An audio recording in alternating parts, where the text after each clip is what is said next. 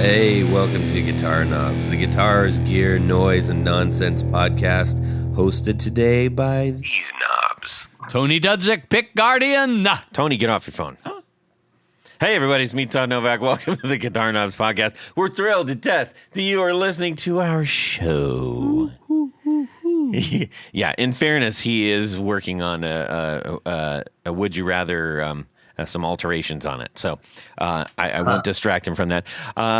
We've got a great episode because we have a famed builder of amplifiers on the show, everybody. Who are you, guest? Steve Carr. I have Carr Amplifiers. Carr Amplifiers out of?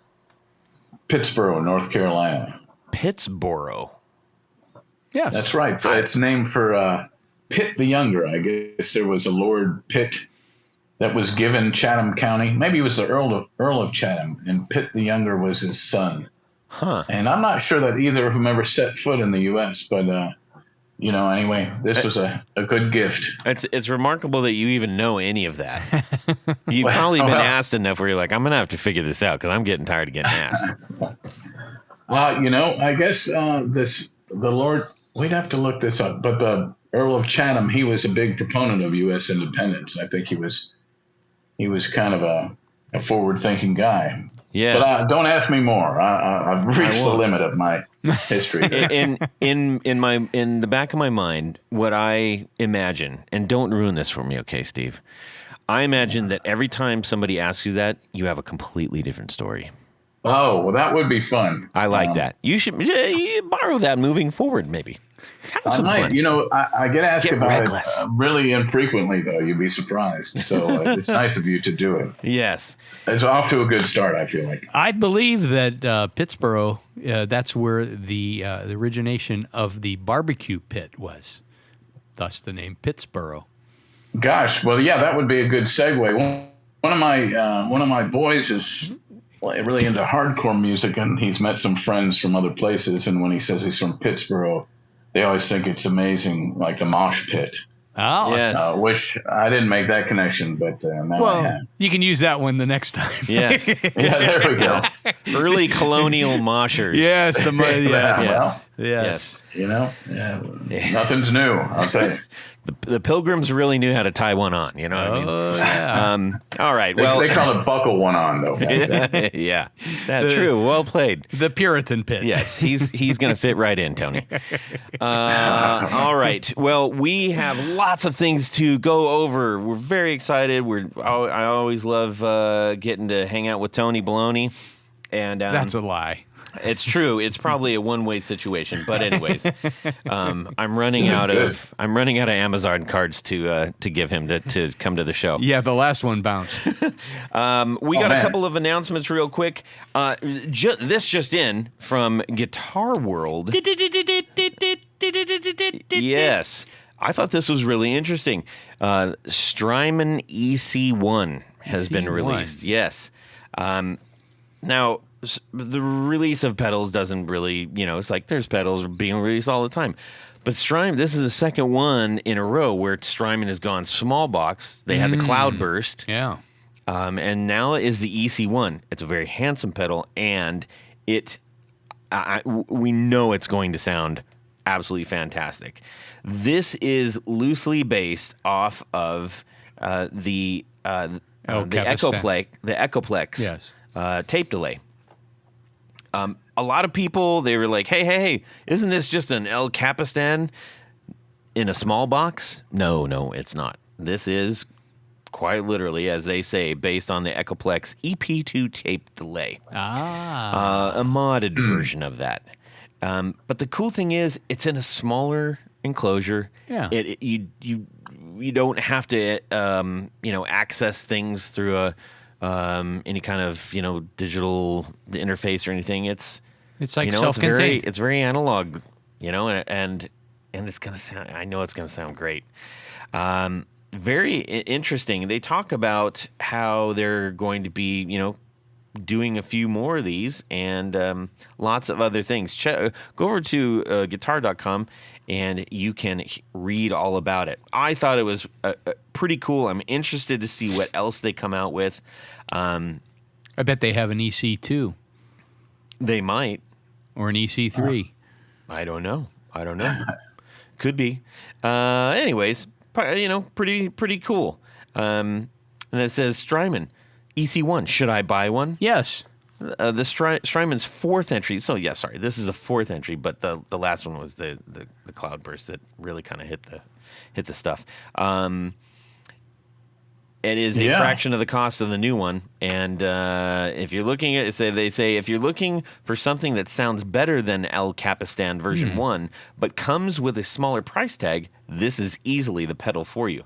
Interesting. Well. And it's immediately compared with the Catalan bred Bell Epoch, which is, kind of a mainstay for that. Yeah. Yeah, that's right. The El Capistan, I've had one of those for a really long time. And I like it a lot. I'm curious when they say they've got the Echoplex preamp in this new one, because I'm just curious how different that'll be from the El Capistan, which seems very transparent as far as your, the dry signal. Right. And I like that about that. So it would be wild if suddenly the dry signal was, changed dramatically. Mm-hmm. But you might be able to turn that on or off inside the pedal. Yeah, that's true. It looks like the controls that they've got on here. So they got time, mix, tape age, repeats, mechanics. That's an interesting thing. Mechanics. I think that's the warble. I've got a few old Echoplexes, and they definitely. Yeah. Some of them are really warbly. Yeah. And then it says you got the recording level, low, mid, or high, or rec level. Maybe that's... Yeah. Yeah. Because, And then repeats. Huh. And then it looks like, hold to tap. So it does have a tap function on it.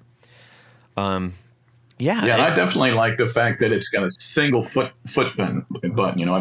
With wide feet, sometimes these pedals with multiple buttons are just a little difficult to use. Yes. When you're moving around and, trying to hit them just right. Yeah. I have that problem too, because I usually wear soccer cleats, and it just, That's right. if I don't hit it right on the stud, it's a real big miss for me. You need golf spikes. Yeah, that's I've been doing it all wrong the whole time. Yeah, your whole set of penalty kicks. Yeah. But wow, all right, but that is exciting. I actually saw that today or yesterday and was curious about it. Yeah, it's a beautiful looking pedal too. I'm curious about it. We might have to hit them up and get them to talk about it. Yeah, they've been on the show before. I bet they do it again. Oh, that'd be good. Yeah. Let's do it. Let's do it. Let's do it. Let's go over to the house right now, Tony. Yeah, right after the show. We'll drive. Let's get on to what's going on in our music world this week, where the lovely, leggy Tony Baloney is going to kick us off and tell us some fascinating tidbit about his life. And then we're going to check in with Mr. Steve Carr. That's a showbiz name, isn't it? That's like a see that lights. Yeah. Steve Guitar Carr. That's what. There you go. Actually, that was a nickname at one point. So, please go on. I think he should be a game show host. Could be. Name that tune with Steve Carr. Yeah. But anyhow, in my music world this week, so this past weekend we had our summer guitar show. Yeah. Here in Columbus. And like many of the guitar shows across the country, it is. I honestly believe in another 10 or 15 years, there's only going to be a half dozen major shows. Probably. Because the folks that run it are great people, but they're all getting very old. Yeah. Attendance was bad. It's always bad in the summertime, but this was particularly bad. Yeah. I sold a couple things, Todd. I know you sold a couple things. But it's, it's become more of a social event, I guess, for somewhat catching up with people that you don't see but once or twice a year. Effort. Yeah. Some guys are dragging 20 guitars out there that are all, $10,000 and up. Oh yeah. You Well, know? I mean, you saw, Kenny from Reverend Yeah, was there, Reverend and he was had there. a full display. Yeah. And I just, it's nice to have the stuff available for people to see firsthand. Yeah. But on the other hand, I mean, I've complained about this before. There's plenty of tire kickers and people that just, want to lowball everything that Right. you have. But I think that we discussed this. Like, actually, you and I, the things that we saw, we didn't go in there and say, hey, we want top reverb price. Right. That's true. That's not what this is about. It's about, hey, I'll trade you this for that. I mean, I almost traded one of my guitars. That's true. Just a straight up like, hey, let's just trade, But I think a lot of people go in with the mentality of like, I have to make tippy top dollar. Well, that is the people that go there to buy anything. It's like it's swap meet mentality, but they're looking at it from retail glass, Yeah. No, I agree. And that's Steve, what's your take on that? Wow, it's a good question. I haven't been to many guitar shows. I've been to a couple, and it was a long time ago. But the way you're describing it, for me, the appeal would be, more the hidden gems, maybe something that's broken and not top dollar, or plays okay but needs work, or like you said, things you could trade for. Yeah. That seems like it'd be fun. But as far as like, go into a store, maybe not as pleasant. Yeah. I mean, I think what a lot of these shows, and we're probably, I would guess, a second, maybe a third tier show. I mean, a lot of dealers come in from out of town and they're bringing things that, they know won't get top dollar. I mean, it seems like the magic number is under $500 for a guitar, for instance. That seems to be the things that are selling. Yeah, unless it's like, wow, I gotta have this. Yeah. Because it's an interesting thing. There are things to be had, but I think an overwhelming amount of people view that as this is my chance to have my little my personal retail shop up. Yeah. You and I don't do that. Nope. Billy, who had two or three tables, he doesn't do that either. Their price to sell. Part of it is like, hey, I want to move stuff and get some new stuff. Yeah. I've had fun with these. Now it's time to move them on and not take too bad of a beating. Yeah. So now that sounds like the fun way to do it. We agree. I think more people going should think about that. Yes, and bring cash. Yeah, and bring here's my second complaint. So yeah, you had your little square. I have my square thing. It's to process credit cards, and I swear the biggest credit card sale I had was $23. Now, what was the smallest? The smallest was like $15 or $16. Now, I mean, somebody could have whipped out a 20 to pay for this stuff. Come on. I mean, I know a lot of people don't carry cash with them. There's an ATM right there. Yeah, that's true, but it costs money. Well, it costs you money. Wow. Well, yeah, it costs me money. But anyhow, that's my second complaint. Bring cash. You're going to a guitar show. People like cash. Yeah, it seems, especially if you want to haggle, it seems like that's the best way to go. Yeah. Yeah, you can't haggle and say, "Oh, do you have a credit card?" Yeah, it's like, I mean, because that's another 3.5-4%. Yeah, I've only got Bitcoin or whatever you have. Yeah. I mean, that's how we did it when we were there. Anyways, there's another big one coming. Interesting to see how that plays out. Which big one? I can't remember. But the guy was walking around. I was like, "Oh, the next one." Oh, Atlanta. Is it? Oh, that's Atlanta. Yeah. No. The one that Eddie was bringing around? I don't know. Maybe. Yeah. I wasn't paying attention. Okay. There's one in Pittsburgh too. Yeah. So what? You just wanted to moan about this? I just wanted to moan about that. Okay. All right. I mean, and I didn't see anything that usually when I go to a show, there's at least one or two, maybe three things that I said. Yeah, because you're not one of those people that really needs to be convinced about something. You get a lot of stuff that is just weird and shiny. Sometimes not shiny. Okay. Sometimes not shiny. Yeah, not shiny. Yeah. Weird, yes. Shiny in your mind's eye is what I mean. Yes. All right, Steve, what about yourself? In what way? In what way? Guitar shows or? New, whatever happened this week. Something interesting. Beguile well, us. that's right. You were talking about some music stuff. I'm in a little local band, and we're going to record. So we've been gearing up for that. It's not a big, just a couple days, but it's at a neat place, and that'll be fun. So that's new. Cool. What kind of music are you guys playing? I'm typically in sort of original rock bands, and that's a fun thing for me. But it's what kind of music? It's somewhat new wave influenced original rock. New wave a little bit influenced. Poppy. Okay. I thought you said new age there for a second. I was like, No. well, I haven't heard that term in a long time. And whose amps are you playing? Yes. Well, some of our amps are really good with those. What are those? Rain sticks and other new age instruments. Triangle. The Roland synth guitar. That's right. There was one of those. There was, but they didn't have the pedal board and all that stuff. It was just the guitar. Yeah. It's like, well, what are you going to do with that? You spend the next 12 years finding exactly the other bits.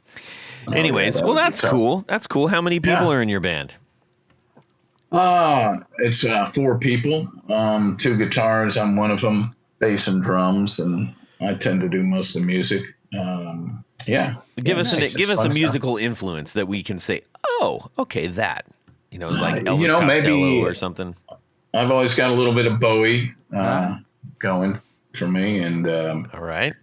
Yeah, I just I grew up in the 80s, late 70s, early 80s, so a lot of that style music, Cars, Devo, maybe some Kraftwerk, but that's not guitar. You speak of my language. Yeah, absolutely. I love the Cars. That stuff excites the heck out of me. I love it. Yeah. Yeah, and luckily this area where we are, Pittsburgh isn't really known, but Chapel Hill, North Carolina is very close, Raleigh and Durham, and so there's just there has been for years and years, but there's just a ton of original music here. It's Excellent. A great spot for that. Excellent. To tie Tony's thing to your thing, the only things that I actually bought at the show, I almost got the guitar, but I backed out at the last minute. But smart move. I found 2 original pressing of date pressings. I got Roxy Music, the first Roxy Music. All right, wow, album. Yeah, he knows on those early ones. It first couple. It was like $10, and it was in fantastic condition. Yep. And it was printed in 1972. It wasn't a reprint. And I got Blondie Parallel Lines. That's original print. It's 1978. It's in fantastic condition. That cost me $15. I was like, man, that was a pretty good pickings out of there. I'd say that's pretty fair. Yes. Yeah, love that. That is good. Wow. All right. Well, my week. Oh, Todd, what about you? Oh, thanks, Todd. Oh, yeah. Well, you already, did the whole thing about the show and everything. But yes. The other thing that I did this week, which was really cool and really interesting, Ty Barnes, which is one of our producers who he was an executive producer, and then he upped his game in the biggest way to go to Grand Poobah. And that meant that I had to ship him out a Fez and a Copper Sound flashlight. But you didn't just pedal board flashlight. Not only you did not just drop it in the mail. I didn't ship it to him because I was like, wait a minute, he lives just a couple miles away. There you go. So I set up and I dropped it off at his house, and he lured me in with a bunch of circus peanuts, like going from the grass all the way to the house. 'Cause I like a circus peanut. And do you like circus peanuts? We've had that. I brought circus peanuts in. Oh, that's right. Well, that's all right. Steve, where do you stand on circus peanuts? Well, it seems to really go with the Fez kind of, when I think of that Fez. Yes. The circus peanuts are right there. Yeah. It makes sense. Wow, you have a Fez? We were trying to get some Carr Amps Fez, maybe singular, plural, I don't know, made at one point, and they're pretty neat. Fezorama, I think, is the place we were talking to. Fezorama? Yeah, but I found one, a chapeau they had with a tube on it, vacuum tube, so I did get one of those. That was neat. Huh. Back to you. Okay. That's very interesting. We're going to have to check that one out. Yes, I think we need to go visit him. He sounds like a pretty fun guy. Okay. So this week, as I mentioned, I went there and he says, "Hey, come! You can come check out some of my gear." 2 hours later, because Ty has a lot Of gear. of gear, Yeah. a lot of gear, and he was great. He was so enthusiastic. He can tell you every nut, bolt, anything on there in the greatest of detail, and it was cool. He walked me through basically all of those guitars. He has them all hanging, and some. He's an interesting guy, and he's got drums and all this stuff. So he's a super duper music enthusiast. Loves the show, loves the guitar community, and what better way to spend 2 hours? So That's thank nice. you, Ty, for your hospitality and the circus peanuts. Okay, Wow, that's nice. yes, Tony. Yes, Todd. You know what I didn't buy? Any pedals? I didn't buy any pedals. But if you did, But if I did, how I would would need you? it's Tour Gear Design's patch cables, without question. I would be home free. I'd get them home and I was like, I don't have to worry about this. But don't you have a ginormous box? I don't have a ginormous box. I've got a handful of them because the other ones are being used. Because I use these things. Yes. These are not for show. I don't showcase these. Yes. But these are workhorses. These are the workhorses of my pedal board, of my band. yes. So if you are thinking, hey, I need to get my board better organized. Yep. I need to save some room. Yep. I need to have them all the same ilk so I know if anything goes wrong, what goes wrong. Yep. And I need them to not break my wallet in half. Yes. Yes. That sounds or fair. cut it with a Sawzall. Ah, Proverbial. I love a Sawzall. Yes. Go to tourgeardesigns.com. Yep. You're going to load up your cart, all the different sizes, all the different orientations, and then you're going to hit purchase. But don't worry, because when you hit that, all it's going to do is say, are you sure you don't have a coupon code? And lucky you do. What is it? The Guitar Knobs, all one word, is going to save you 15%. 15%. Yes. Until they call me up and say, hey, stop doing that. But I don't know if they will. We'll see. No. So take advantage of it while it's there, everybody. TourGearDesigns.com. Thank you so much for sponsoring our Four on the Floor. Let me get a little bit of this. 1, 2, 3. Four on the Floor. All right, Steve Carr, founder of Carr Amps. What is your Four on the Floor? Four on the floor. Well, we talked about Strymon earlier. One of my go-to pedals that I think I couldn't live without is that Capistan, which I use it all the time. It's one of the main. I use it not only as an echo and kind of a chorus. You can set it up so that I forget what it's called. Not the tape age, but I guess the mechanism or mechanics where it's warbling. Mm-hmm. So it does sound a little bit like a chorus pedal at the same time. Remember that 80s connection. But you can also set in a little bit of boost, 2 or 3 dBs, just so it pushes it up. And I use that thing on and off kind of for louder rhythm parts, or sometimes even for a clean sort of, melodic solo thing where I just want to come up a tad. But ask me some questions about help guide me through this Four on the Floor. You're doing fine. You're doing fine. What was the inspiration for getting that? A friend of mine got one, believe it or not, but I've had Echoplexes in the past, which I've always liked. They're a difficult. I don't know if you guys have ever tried to play live with one or hauled one around, but they are super neat, but they're kind of a hassle. Yes. Yeah. I've not tried to play one live, but John, the owner of the studio that we're at right now, he's got one, and he likes to wheel that out and make everybody think he's fancy. That's right. It's kind of like that. I mean, but they're noisy too. I don't know. Great things. So that was the connection was, wow, can I get some of that? And it has the sound. It's its own thing, I would say, but super pleasing. And the way I've got it set, which is what I described with that, also a bit of boost, is just super useful.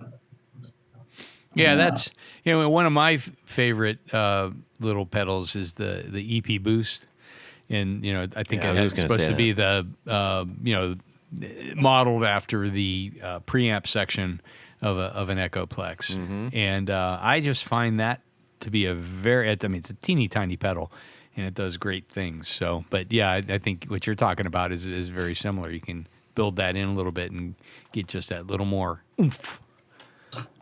Yeah, I kind of like pedals that, when you turn them on, you don't want to drop volume. It's nice when there's always a little bit of push. Yeah. But I set it for a touch more than that. So, so that's a tremendous pedal. All right. Excellent. And you want me to go on another pedal? If I had to have two pedals on a board for playing live, it would be that, and believe it or not, the good old Rat, the Rat Overdrive. All right. I love the Rat. It's simple. They're affordable, and there's all the millions of variations you can get that different people make, which are nice. But to me, that is a great lead overdrive pedal. It does a good job of adding a lot of sustain, and you can get controlled feedback really well with that. For some reason, just the way I play. I guess probably because I've had one forever. Is there a particular version that you like? I can tell you about what I've had because it's unfair. There's probably 1,000 of them of different makers. Oh, yeah. So I can't, there may be ones I've never tried that are just incredible, but the original Rat, which I do have an old one, but I've got a newer one too. That's just, sometimes it's nice to keep the older pedals at home, and I've got one of those, I think it's a GHS, the Rodent. It has all these different Rat settings. Yeah. Yeah. And I like that quite a bit on the Landgraf setting. If you've ever tried that. But, that's a good one. And again, I don't have 10 boutique maker versions, just that and the real ones. Nice. Yeah. How about number 3? Pedal number 3. Okay. That would be some type of clean boost. It could have a little compression or not, but I've got, I should look at this thing real quick. It's called a Unit 67 from Dry Bell. From who? Dry Bell, Drybell. I think just that. Huh. Dry Bell. I'm going to look that up while you're telling us about it. Maybe there's 2 L's. I don't know. It's, they maybe check. I'm not sure. But that's a great clean boost that you can dial in a little compression. It's got not only clean boost, but some range master treble you can dial in. It's a real simple pedal, but super transparent. And a lot of times I'll take a pedal like that. It could be that or another clean boost, and I just leave it on all the time as almost a buffer, basically, from my board to the amp. Huh. I'm a big fan of that. And this is an oddball thing. I think most people like to put the clean boost or compressor before overdrive, but I tend to like this after the overdrive. It really seems to open it up. Huh. Though you have to set it a little differently. And that's called the Unit 67? Mm-hmm. Yeah. I'm looking at it right now. Yeah. So that's kind of looks like a combination of a range master and a compression circuit, right? Right, but I've got the compression, I barely turn that on, just a hint of it. So I'm using it more really as that kind of upper mid push clean boost. Cool. Huh. Not but again, this is very specific. Specific to my taste and, my childhood, I guess, all the influences. It's got it. I'm assuming it is somewhere in Europe. The founder's name is Zvanch. I don't know. That's right. I wish I could. I should have prepared for that. I don't want to say the wrong country and have them mad at me or something. But yeah, that's now we're gonna try to figure this out here. I'll be figuring it out. Okay. So where? How about number 4? Number 4 is tough. Number 4 could be some type of a revolving guest pedal. If I had to pick a number 4, it would probably be some type of other overdrive, a mild overdrive. Got a Keeley. I can't remember which model that I like for just a little overdrive. That's good. I don't use a ton of pedals actually. I just like to boost up for a lead, and then the echo pedal, like I said, used for texture and a little bit of bump when I want it. Do you use any reverbs? There was a time, people tend to evolve their sound a little bit over time. Back in the 90s and early 2000s, I used a lot of amp reverb. Okay. I used to love using a lot of amp reverb. But now, over the last few years, I don't know why, I tend to play more dry without much reverb. That's for a live thing. At home for noodling, I do like, what do I have here? This is a fun pedal. This Avalanche by Earthquaker. Oh, yeah. Avalanche Run. Yeah, that's Avalanche Run. Good stuff. Reverb and echo. What other oddball pedal that you might? Gosh, I've got to remember it. But yeah, the reverb pedals are fun. I do have one of those Cloudbursts you mentioned, which is neat.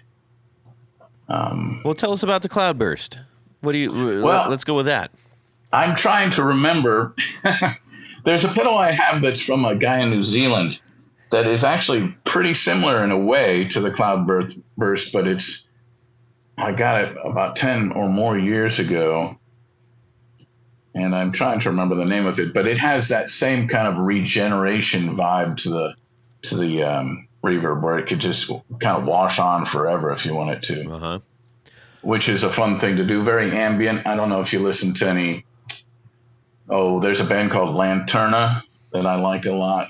That's sort of guitar-based ambient sort of music. I guess kind of leaning into new age, not quite, but there's a lot of washy reverb there and spacey echoes. You don't recall the name of that one? The band or the pedal? The pedal.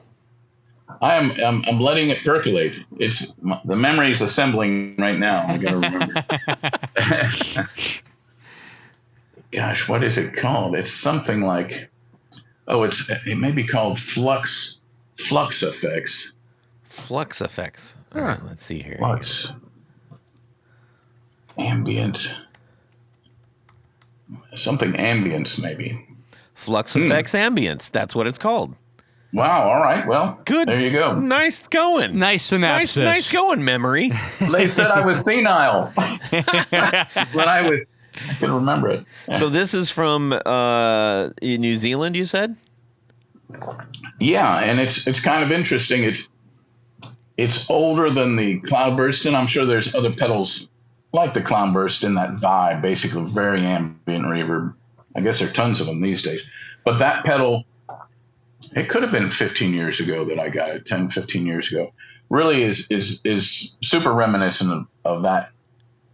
You can set it for super washy, long sustain with kind of regenerating on itself reverb. That's pretty darn neat. Yeah.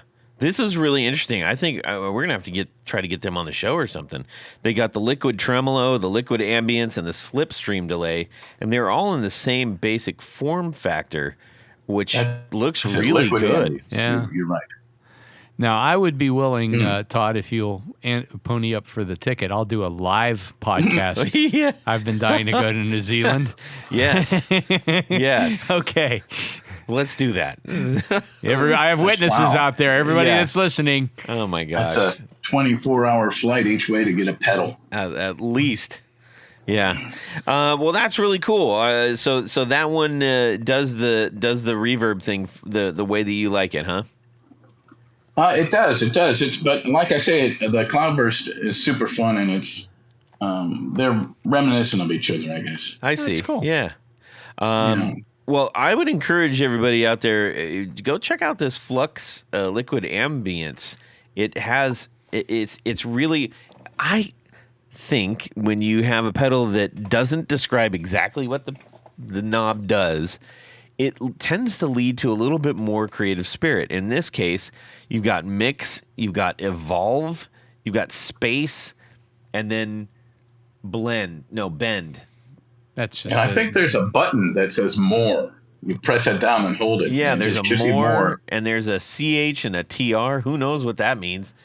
Oh, boy. Oh, that's right. It does harmonizing stuff. You can set it to harmonize up or down. Wow. Yeah. And then sort on of the in the back, reverb. you've got bend, dry out, return, output, and input. So that's a pretty neato pedal. It does a lot of I'm stuff. gonna have to look into this. Yeah. See, that's why we do this segment, because we always find some kind of new thing that we are not familiar with. I've seen a few Flux things on Reverb before, but this is the first time I've heard anybody actually talk about it. So that's cool. Nice. Yeah. Hopefully they're still going. Does it look active? It looks Well, they've got a active. website. It seems to be active. All right, great. Yeah. And Brett Kingman's down that way, so I'm sure he's done plenty of demos on the Flux stuff. Is that? Yeah, I think I saw a demo of his, which is why I got it initially. The old memory's kicking back in. That's right. Ask me a hard one. Yes. Well, let's ask you some hard questions. This is the official. I don't have any kind of sound effect for official interview time, so All right. we'll work on that. Bear with us. So Steve, we met you at NAMM. Rob and I met you. Rob is buried under upwards of 60 plus amps that he's working on right now. Can he breathe okay? Wow. I just went to his shop to actually pick up this sketchy tremolo pedal that I passed off to you. Yeah. Who Sound Lad Liverpool is going to be on the show pretty soon. And he said, he just looked at me and he was just shaking his head, and I'm like, okay, I get it. He's just, and that was at like 9:30 at night. He was still working on stuff. So he's a busy boy. Busy boy. Anyways, Man. we met you at NAMM, and I'm happy to say that, amidst all of the people, all of the action, all of the noise, you were absolutely, you talked to us like we were the only people in the building, and I really appreciate that. You took time with us. You were happy to answer questions, and you said yes right away to come on the show, and took very little convincing, which you may or may not be regretting. I'm not really sure. But it was a great interaction, and Rob and I both talked about that. Those things matter. I can't stress that enough, especially to all the builders out there.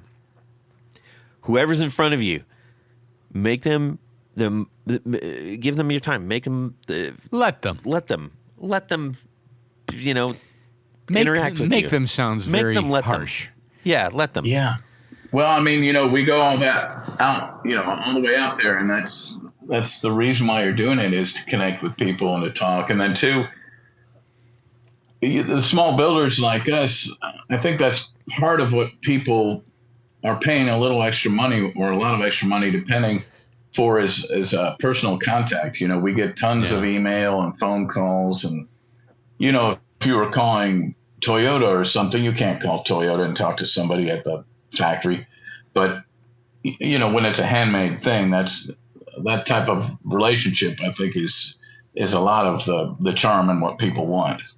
100% agree with that, and we've talked about that many times. That's that's the basis of our entire show is trying to connect those 2 points. Right. So then you sent us out a big box of awesomeness, which I truly appreciate. I know it is a massive hassle to send amps just floating around the States. But we all had a chance to spend some time with that. And that was the Skylark. Skylark Special, the new version of the Skylark. Yeah. So what we want to find out, a couple of things here. We want to hear more about the Skylark in great detail. We want to learn a little bit about, who are you? How'd you get into this, and why should we care? And how about we start right there? Is that all right? Sure. And, a series of questions is always nice. Yes. We'll pepper you with them along the way. Don't worry. You're not going to be out there dancing by yourself on the floor like it's 12:30. I prepared a speech, just a few hours long, but I think you're going to like it. All right. So how did it start? How did it start? For me, it started just by playing music and being in bands, which is something started to do really just before high school. I think the summer before high school, me and some guys got into, we didn't have much equipment, and just started as a hobby playing music. And over the years of doing that and having stuff break and having a growing fascination with gear. And, back then, this would have been, probably 76 around then. There was just so much bartering, and you'd go pre-internet, so you could go to a store and there might be some thing in the corner that you could get for cheap, and then it ended up being something really neat. It was a lot of just thinking about gear, reading magazines, and bartering and trading. And eventually I met a guy, this was years later in the early 90s, who had a repair shop in Chapel Hill, and started hanging out with him when he would let me, and just asking him questions about the repairs. And it was fascinating to me, and I couldn't stop thinking about it.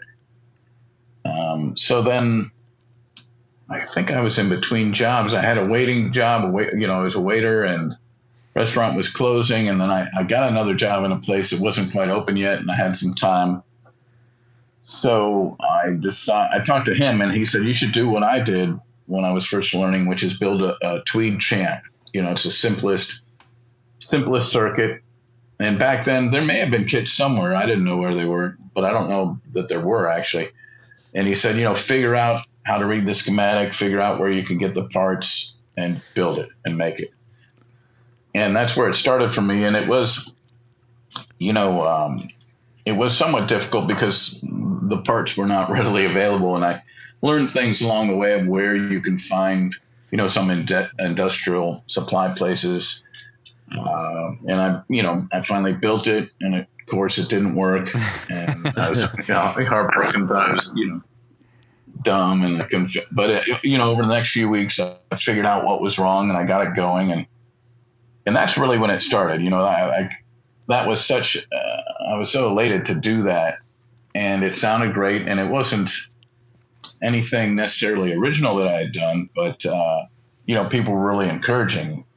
They'd play it and go, "That's amazing! You should do something with this." So it really started there, and then maybe like your friend who's doing repair, I at that point said I could repair amps, even though that's sort of all I knew was that little bit. And Chapel Hill, there's so many musicians. I immediately had people bringing me all kinds of amps. And luckily, I guess the problems were simple enough I could figure them out all the time learning. And then eventually got to the point where I decided to basically trying to put a deluxe reverb in a master volume Marshall in one box that I would use for myself. And that ended up becoming our first model, the Slant 6B.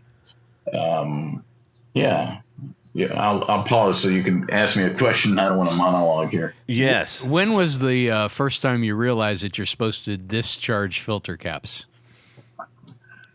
I probably knew that fairly early on. I think that there were...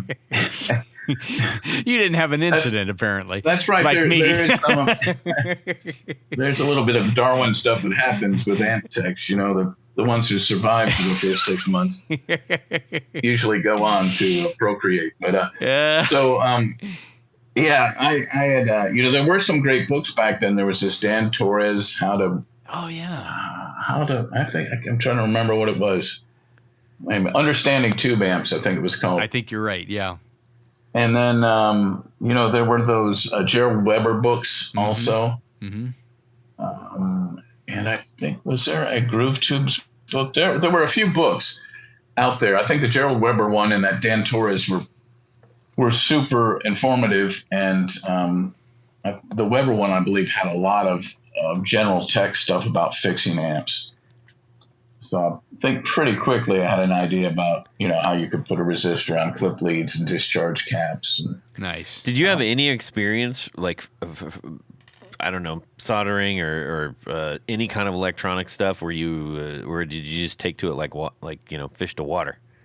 Or ducks? I didn't. Which is it, ducks or fish? I didn't. Yeah, I didn't have specific experience. I'd done I had a friend who was a sculptor. He was a welding sculptor. And so I dabbled in that for a little bit. That's not soldering, but I guess that's, liquid metal.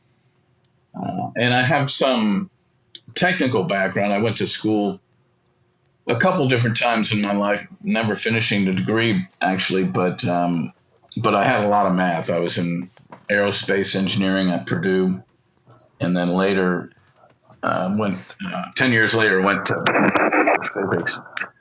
But so I'm comfortable with math and maybe that type of thinking. Mm-hmm.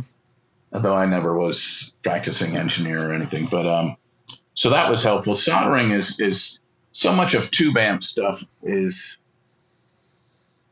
it's like an old 50s magazine, Boy Wonder stuff, or it's tube amps can function under a huge range of parameters where they'll be fine. They might not be optimal. So it's a great, canvas to work with. Yeah. And then soldering is, like a trade kind of skill. You just practice it. And I think anybody can learn to solder well. Mm-hmm. It's not mysterious. You just do it. And, after a while, you're good at it. So what would you say, and first of all, I failed to do this, but hey, everybody, go to CARR Amps, Carr Amps, and follow along. I failed to mention that earlier. I apologize. You should have. Carr Amps. Shame on you. Yes, Todd. 2 R's. What would you say you are known for? Like, what is a Carr amp? What is that known for? That's probably known for a couple things. Really, I think some of the clean sounds. Our stuff is probably this is what I think we're known for. Just a really amazing dimensional clean sounds that are tremendous pedal platforms, but also lower wattage amps that are reasonably powered amps for this modern day. I think we're known for that. We tend to, most of our stuff is, under 25 watts. All of the models, we have probably 10 models. Typically we have 10 models at a time. I think over the whole span of the company from 1998 till now, we've probably had close to 30 models. But the lower powered amps are where we've kind of found ourselves. I think for a number of reasons. One, that sells really well for us, and two, for my own personal use, those are super useful. And when I was talking about being in a local band, I've always enjoyed doing that. But for the company and for my own work on amp design, I almost feel like that's invaluable because I'm always playing whatever prototype I'm working on live. And that's, you almost have to do that, or I feel like you have to do that because something can sound really great on the bench and then you go take it. Well, you got to take it home, which is good to play it at home, see how it does in a home environment, and then play it in a band. And they're completely different places, but if you can tweak it so it's working well with both those, I feel like, you've kind of made something that people are going to find useful no matter where they're using it. Well, and what was the question? You did all right. You did just fine. Well, I think the other thing that Carr amps are known for are their aesthetic in terms of the design. Well, that's where I was going to go. And the multicolored Thanks for stealing Tolex. my thunder, Tony. That's what I'm here for. I was stealing your thunder. And the kind of asymmetrical grill cloths. Yeah, it has a mid-century vibe to it. Yeah, totally. Yeah. Yeah, how'd that come about? You guys are right. You're right. Well, that was, again, personal preference. I'm really enjoyed mid-century stuff, old 50s lamps and 60s things and, Danish modern stuff. And so I always had that aesthetic and kind of decided early on, if I'm going to make something, might as well make it fun and really pleasing to look at the same time. Yeah. And, beginning in 1998, I worked with a handful of different cabinet makers, local guys, and then a guy in Virginia Beach named Peter Mather, who's unfortunately passed away. He did our cabinets, was the last external cabinet maker we had, and he was a super guy. And we became friends, and he ended up coming down here and actually teaching some of my guys how to make the cabinets. So he was instrumental in helping us create our own wood shop back. I'm trying to remember when we did it, probably 2004 maybe. And that was a big leap at the time. It's expensive, not only the tools themselves, but then as a manufacturer, a lot of the stuff you never think of. Oh, wow, a workman's comp for a wood shop is really expensive. It's way more than an office or something, like 8 times more. So, but the thing that gave us was the ability to prototype interesting designs and then be incredibly consistent with these really good looking cabinets. Mm-hmm. And then maybe that should have been first, because I'm not sure. I can only really think of one other amp maker that I know of that makes their own cabinets, boutique amp maker. Yeah. I may be wrong about that, but I think it's, there's almost nobody. Maybe you're thinking about Bartel. Yeah, I believe he's the one I was thinking of too. Yeah, he was on our show not too long ago. Yeah. Yeah, he may take it to a further extreme than us, because I think he might do everything himself. But we have a team of guys. Typically, since about 2005 or 6, we've had about 10 employees at Carr Amps at all times. 10's kind of a sweet spot for a small maker. What's your most popular model? We've got models that are perennial sellers, like the Rambler, which came out in 1995. That is still a good selling amp for us. But really, it tends to be whichever is the newest, and that's an important thing. And it's a motivator to always have a newest every year or two. Mm-hmm. But that's really what it is. They're a host of amps that always sell well. And then, like right now, the Bell Ray was relatively new, and that's still doing really strong. And then the Skylark Special, which is an updated version of an older design, is doing great too. Did you kind of base these like off of like I know in some of your descriptions it's like it's like if it's Tweety or it's this-y or that-y. I think that's actually in the dictionary. Did you set out to try to cover a range, or did you just say, no, this is the way I'm going to do them, and if there's overlap, fine, or I'm not going to cover the entire spectrum of all the amps out there, as a lot of amp builders will try to do? Yeah, the goal from the start was really not to do any clones, but certainly to be inspired by the great classic amps, and then try to take the vibe of those. Sometimes the circuit does have a really strong inspiration. Other times it's more what I'm interpreting as the general feel of it. And then try to bring new features, useful features, often useful power levels, and then collage some ideas. A lot of times I think I'm sort of a collage artist, where you can grab a little bit of Marshall or Vox or Fender and mix them up, which sounds a lot easier than it is. Typically, it'll take me 9 months to a year to come up with a new model. And a lot of it's just trying so many parameters of things, so those separate pieces will work together well. Yeah. Well, it's a lot easier to come up with adjectives than it is circuitry. Yeah, that's right. Well, depending. It's probably hard to write a great book. Let's look at your Telstar model here. Ever thought you'd love to marry the sonic qualities of a deep, bold 6L6 and a chewy, harmonically complex EL84 in one amp? That's... You got my attention. That's pretty compelling stuff there. Yeah, that may be the farthest we've gone as far as the collage idea. But sometimes when I'm working on an amp, sometimes I'll joke that it's like a sonic divining rod, and the amp is actually just pulling me along to become what it wants to be anyway. I'm just along for this sometimes easy and sometimes bumpy ride to get to the end.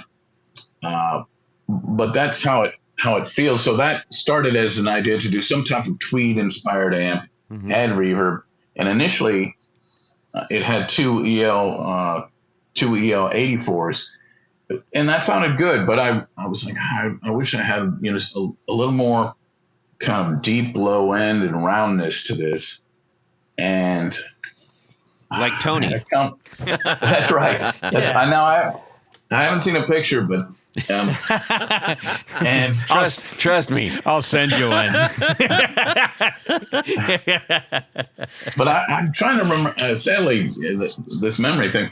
I was talking to a pro. This was probably 18 years ago. I may remember his name. He does a lot of avant-garde kind of guitar stuff, and he had one of our original Mercuries, and it was kind of a funny conversation. He would call and say, "Listen to this." And then he put down the phone and he just played for 15 minutes. A lot of times I was like, all right, I got one more minute, I'm going to hang up. And then he'd come back on and then we'd talk and then he'd do it again. But he was telling me about he would take an old Fender and just put in, a 6v6 and an EL34 or something. And that sometimes the distortion was really neat. And I thought, oh, well, that sounds wild, but, it's probably not the best idea. So anyway, coming back to this, I kind of had that in my mind, and I thought, well, how can I make it so those two tubes are going to be happy together? And it took, some work and some creativity in the phase inverter, so everything was happy, and the voltages inside, so the plate, there wouldn't be any problems overloading the voltage range on the EL84, but it worked really well. I mean, it doesn't sound weird. It doesn't sound like something strange going on. It just sounds a little unique and new and different. And the overdrive is really smooth somehow. Now, you try these things. You get ideas, you try them, and it sometimes it's like, but other times, hey, there's something here. I got to follow this. So are those those? I mean, those are pretty different power tubes. Are those running in parallel with each other, or is it the magic of the phase inverter? Well, they're running in push-pull. Oh, push-pull, okay. Yeah, so normally that would be problematic, and that was one of the tricks to do. Often with a phase inverter, if you read about these things, the goal is for the phase inverter to be perfectly balanced. So each tube is getting the exact same signal, just out of phase. Mm-hmm. And they kind of meet in the output transformer like two guys sawing on a tree, and that ends up... I won't go into the transformer thing, but that's what you're shooting for. Right. And with some of the tweeds, earlier tweeds, they used a style phase inverter that it was a gain stage, then being patted down and driving another gain stage. So it's not the best phase inverter because you can never really balance that well. So I was already in the tweed mode with the Telstar, so I thought, well, wow. If I have these two different tubes that do have different requirements, how much voltage they need to get to full power, why not just take the thing and completely throw it out of whack? Capitalize on the fact that you can't balance it and really throw it out of balance to the point where it's serving each tube. And now when you look at those two tubes working together through the output transformer, suddenly everything's in harmony, and it worked out. It worked out. I didn't know if it would work out. I did it. And if you watch the wave on a scope, it looks really clean. Huh. You wouldn't know. It's two very different tubes. Oh, yeah. I was going to say, I mean, that's just, to me, it makes, absolutely no sense to do that. But if the end result is good, that's what matters. Yeah. Well, yeah. So just to give you some of the numbers, an EL84 is really efficient. You don't need much voltage to drive it to full power, about 8 to 10 volts of input signal. And then a 6L6 could take 30 to 40 volts of input signals for it to hit full power. Mm-hmm. So I'm basically just, by experimentation and measuring, giving them each what they want so they both hit full power at the same time. Huh. And that works great. Awesome. Well, yeah. Steve, you sent us out the Skylark model, and I know that this is an updated version, right? That's right. Yeah, we changed a handful of things. Well, we're looking at the product features right now. I'm going to rifle some off, and then you tell us about it. How about that? Okay. Okay. Custom pink alligator skin. No, I'm just kidding. So 12 watts full output. You don't often see 12 watt amps. Tell us about that. Well, but I was shooting for, again, these inspirations with the classics. So I was kind of thinking of a Princeton reverb type of power level, which is, 12 to 14 watts from 266s. And really, I don't know where you guys play out, but I've used our Super B at large venues that's a 10 watt amp and been told to turn down. Yeah. So you really do not need much power anymore to do anything. I mean, I wanted to get a lower powered amp, and there was a little bit of work to make those 66s not make more power, the voltages in the amps and tweaks.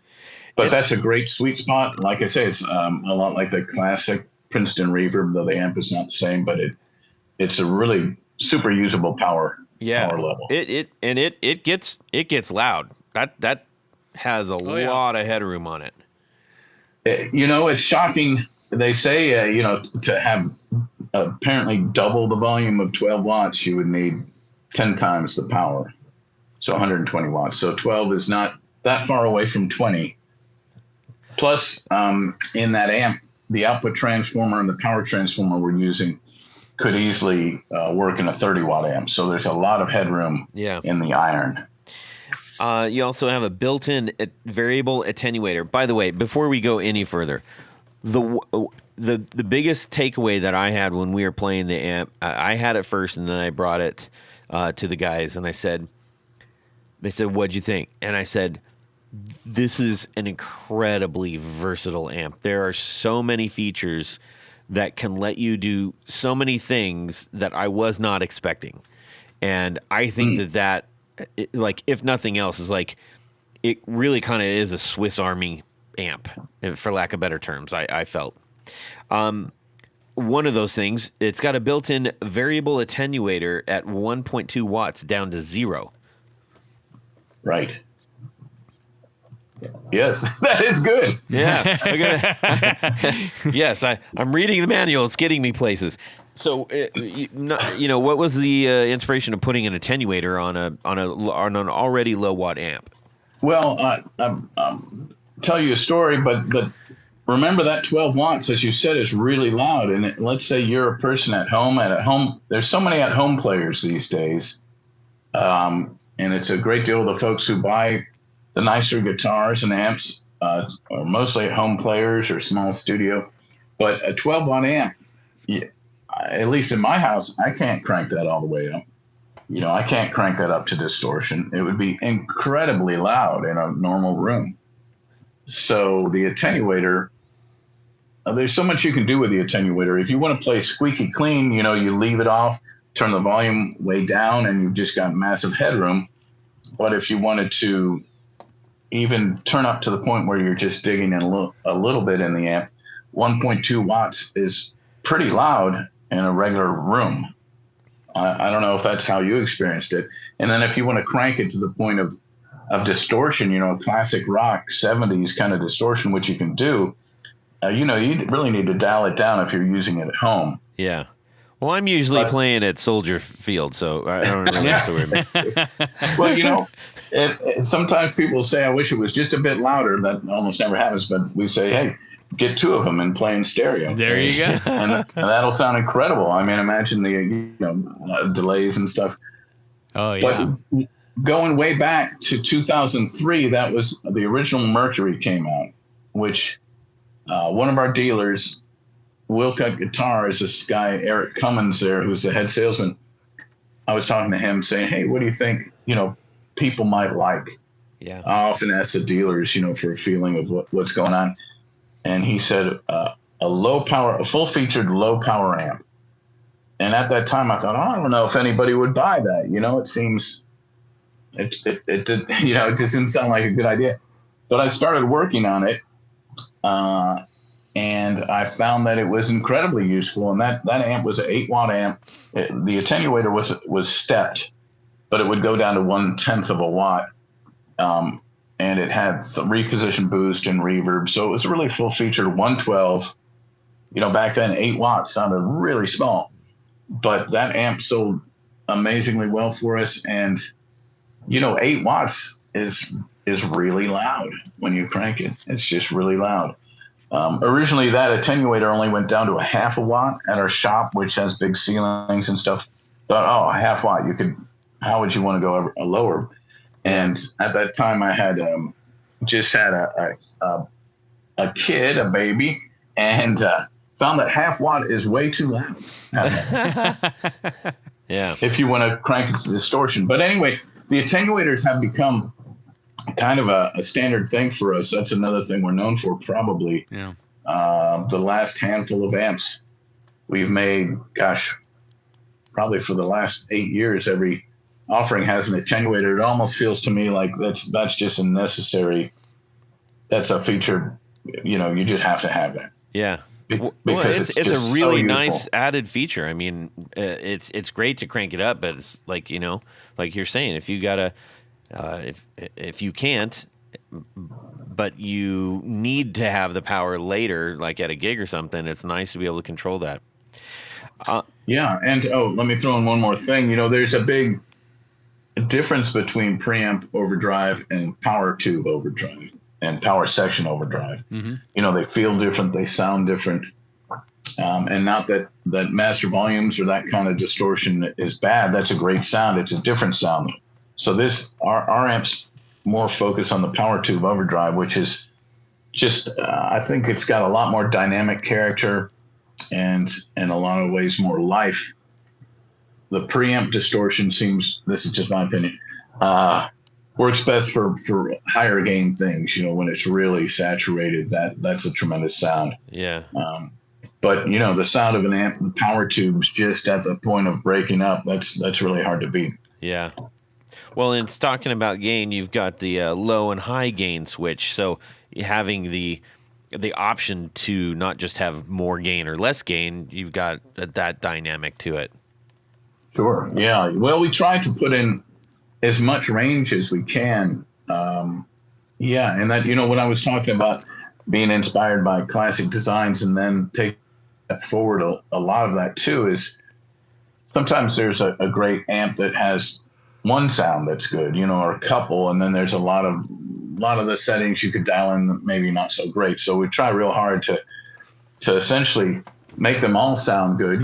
Some of the extremes you might only use an extreme setting, but there's a lot of work, so it's just all wrapped up and ready to go. Yeah.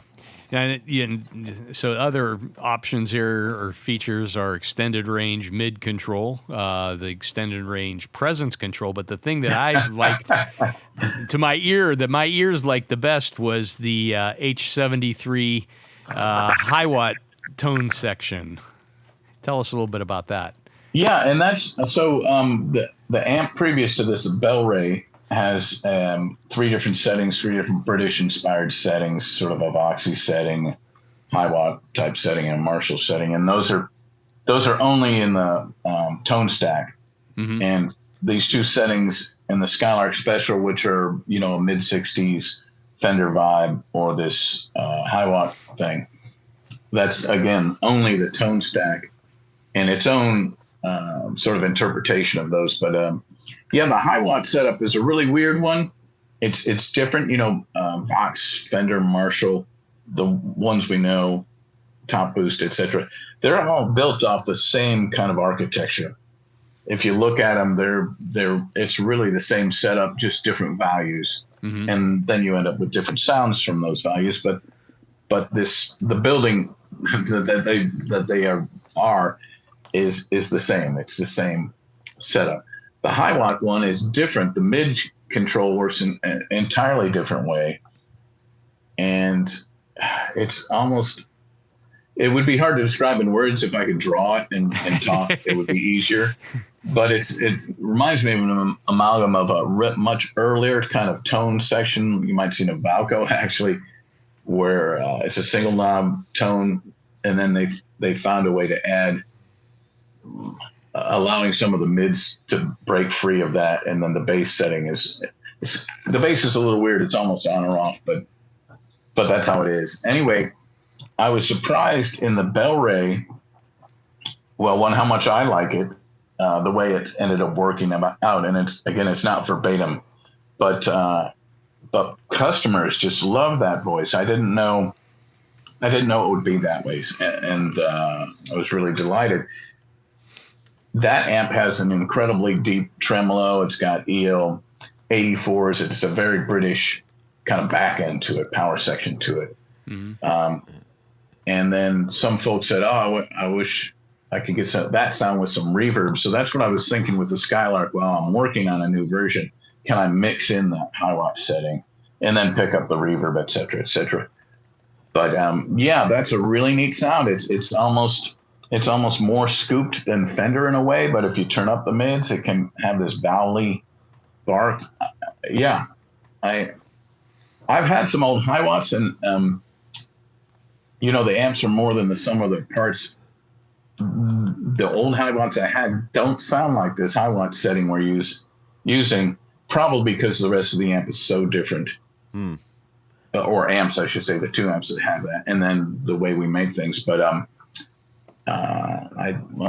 like it better, and I'm glad that people have really liked it too, because it is a bit of an oddball thing. But yeah, it's so great to have all these flavors. Indeed. Well, right now you show 9 different flavors on your website. Is there any more flavors coming out soon?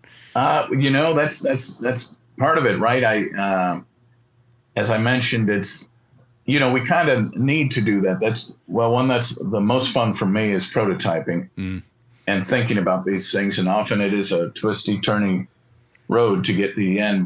But for the business, it's very important because I feel like every year and a half to 2 years, you need to do something new. You get in the review cycle. You get people excited again. Maybe there's new customers all the time who don't know who you are. So you maybe have something new, and then they look at the other amps and they're like, "Oh, that looks neat. Never heard of these guys, but I like that." And so yes, I've got a couple of things that I wouldn't really want to talk about, only because usually at the early stages, so much can change. And if I told you something now, well, save those for the next time you're on. Oh, all right. Yeah. If I was pretty far along, I would talk about it. Yeah. Is this the 6x10 combo you were talking about? That's right. But it's all vertical. They're all stacked. Yes. In one row. In one single row. Yes. What was that? What was that Magnatone? What was it called? The Hercules? No, it was a monstrous cabinet. Neil Young used the cabinet section. Oh my God! Now it was hilarious. I've seen a couple, and I can't remember the manufacturer. At first, my head went to like Custom or something that was doing wacky stuff, but I remember seeing like 2 towers of like 410s in each. Each one. This one came up on Craigslist not too long ago, and I'm, what the heck is that? Yeah, this one is. It must have. It has horns in it. It's got speakers. It's got. Yeah, like that. Oh. But it was Magnatone put it out. We'll call it the Gigantor because that's what it was. Wow. But yeah, so Crazy. I figured that there's something you can work on. Yeah, indeed. Yeah. Steve, we really appreciate you sharing all of this. The intel on the intel's the wrong word. That's dumb. It's like, thanks for sharing your story, man. Oh, sure. It's fun to talk, and it's nice that you're interested. Oh yeah, for sure. Yeah. You're making a great product, and we all agreed. It was like this is a very well built. It feels it feels expensive. In the way that it's built, and the all of the little elements that you have on that amp, it just felt like a really, really high quality piece of gear. And yeah. I'm not talking about price. When I say expensive, I just meant it felt elevated. That's what I meant. Oh, okay, yeah. It felt substantial. Oh, that's all right. I mean, yeah, I'm very lucky in that all the guys who work at Carr Amps are real craftsmen, and they are all guitar players, and they deeply care about making these things. In a lot of ways, they're more meticulous than I am. I get to do the fun part, the prototyping, but I've been really lucky. This area is neat because there's so many musicians and people who maybe aren't looking for a regular kind of normal job, I guess. And it's just been a very good spot for us. How many grumbles have you heard about putting the piping on the point, the end facing on the Skylark? It's right at the point. And I saw that and I was like, oh man, that must be a nightmare to try to do. Oh, the guys, I'll have to ask them. I don't hear grumbles about that. I think in prototyping, they would have, when we were working on the design, and we'll make we don't just make one and go for it, but they would have moved that slightly if it was a problem. Yeah. Well, it wouldn't have looked nearly as good, but I saw that and I said, wow, that's commitment right there. Well, that's one of the other things about having your own wood shop. We do this every day, and these designs just gotten really good at making, putting in those grooves, making the different style choices. Yeah. I think it would be harder if you had to go to somebody and then they stopped doing it. You had to go to somebody else every time. Yeah, for sure. Yeah. And it's built like a tank. Really good stuff. All right. Tony. Yes. Todd. We're rounding third. We're heading home. We got a couple of stops. Yes. This will be an easy one. Yes. Because at this point of the show... Would you rather? Yes. Jared, stop interrupting me. So it's a little game we play, and it goes something like this. This is another one from our good buddy Mike Nazionale. Yes. He, a couple episodes ago, you might remember, there was a Novak guitar, Knovac. Yeah. It's the ultimate guitar, if you will. At that point, one of the features we focused on was the swappable onboard electronics. Yes. Well, this time, you have your Novak guitar. Yes. You'd like to upgrade the pickups. The Novak guitar normally comes with just a bridge humbucker and a neck single coil. Yes. But due to brilliant forethought, they were routed. Swimming pool. Swimming pool, so you could put any number of things Yes, like 7 single coils. You could probably squeeze them in if you needed to. And Steve, just so you know, this is a made-up thing. So. Yes. All right, I'm ready. It came, as I said, with a single coil neck and a bridge humbucker. In the middle. Yeah. Would you rather, and these are your only choices. Uh-huh. And this is where it gets a little dicey. Would you rather have a Filtertron pickup or a P90 pickup? Ooh. That's tough. Is this question for all of us, or it will be. So Tony's gonna go first. Yes. And then we'll go check in with Steve, and then I'll finish it up. Okay, Todd. So thinking this one through, I love both Filtertrons and P90s. Yes. However, in the middle position is always it's a tough one. It can be weird.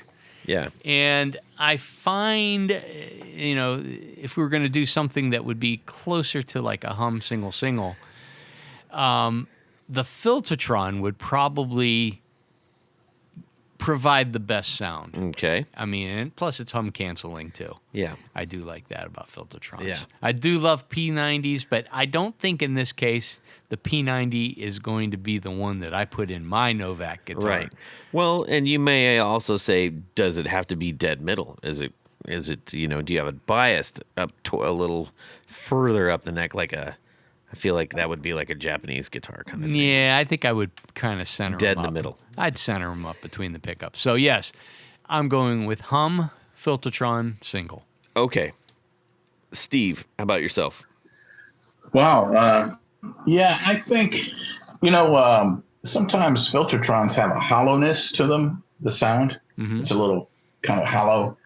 And that does seem real suited to a middle position. Because sometimes the middle position has a little bit of a hollowness. Uh-huh. This is, again, what I think of. And I feel like it would work better with a humbucker if you had that in-between position, the setting. And then also with a single coil, sometimes P90s can sound a little dark, depending. And so I'm not sure how that would go with the neck single coil. Yeah, it might actually overpower the next single coil because P90s can be a bit harsh. Yeah. Yeah, and Filtertrons, the traditional ones, are kind of low output. Yep. So that's my choice, Filtertron. I would start there, but I'd be ready to route in case. You don't have to because this revolutionary guitar does all the thinking for you. Yes. Okay, all right.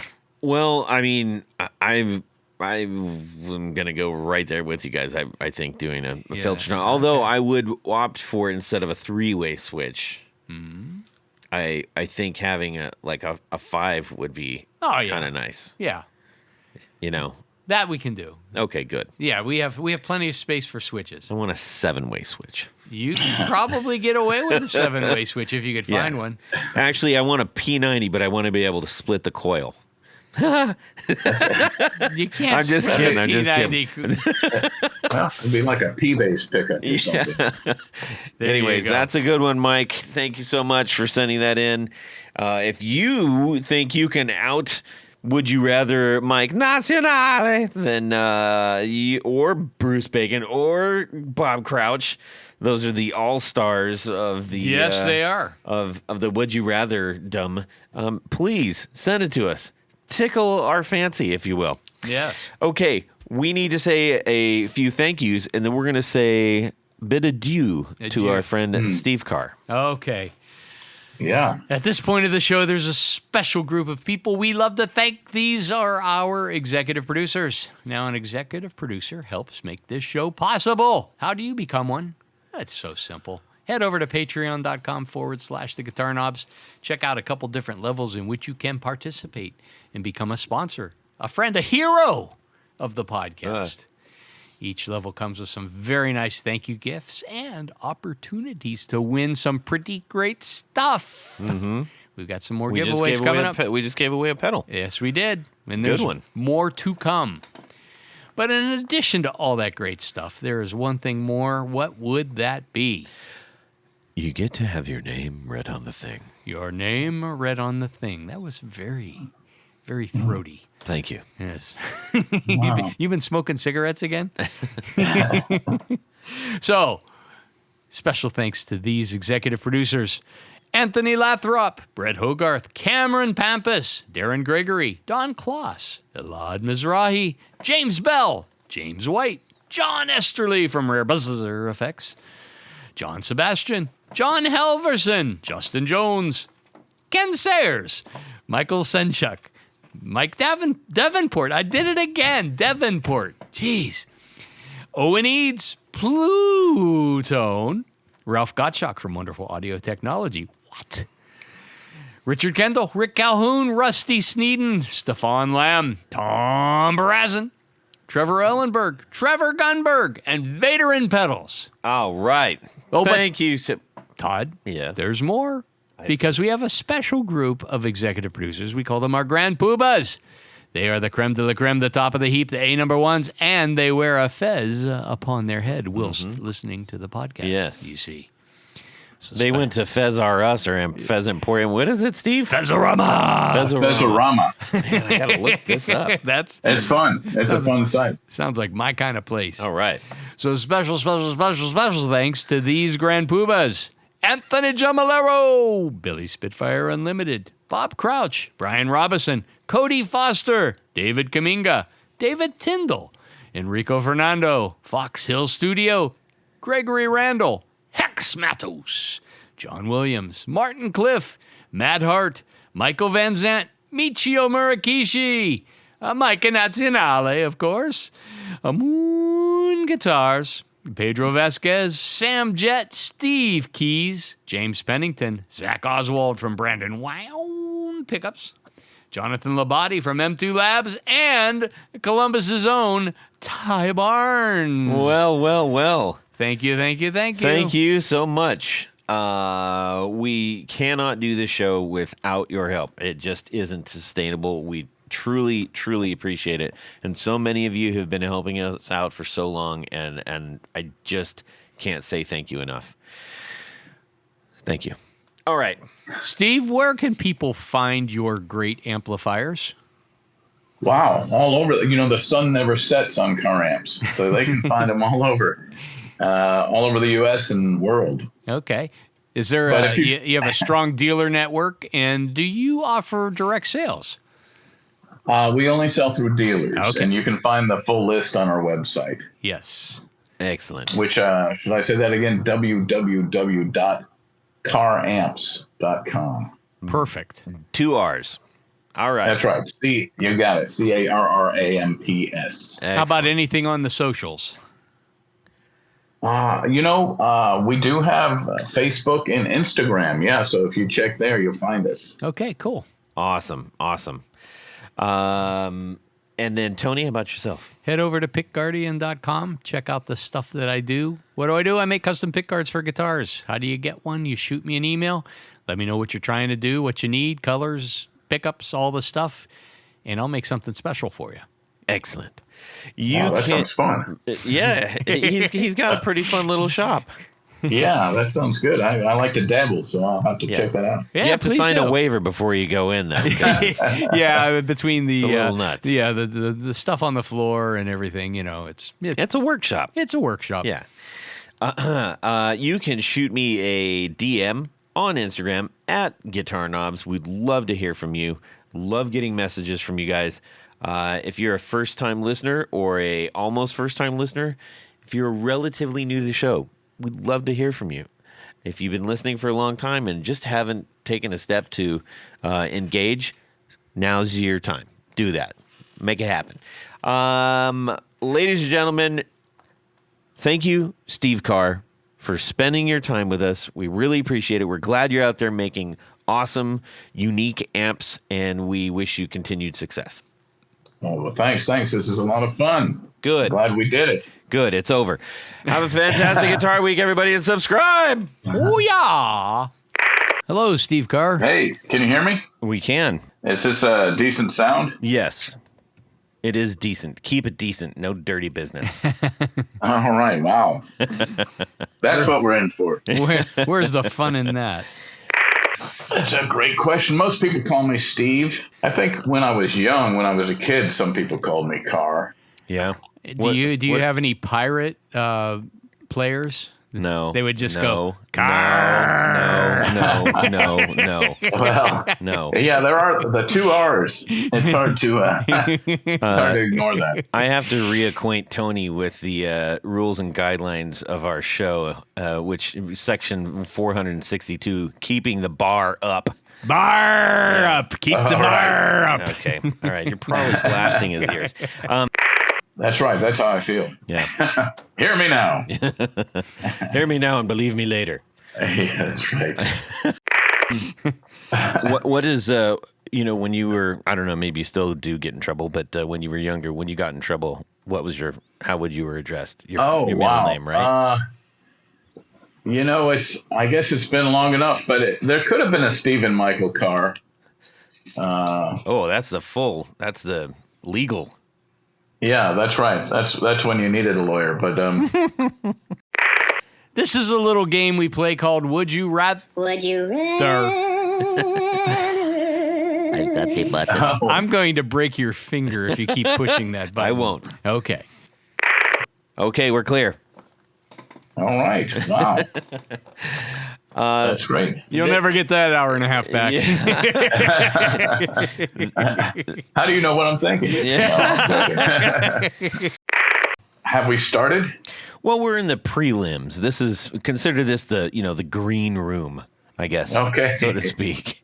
Wow. Yeah. All right. It's still safe. Yeah.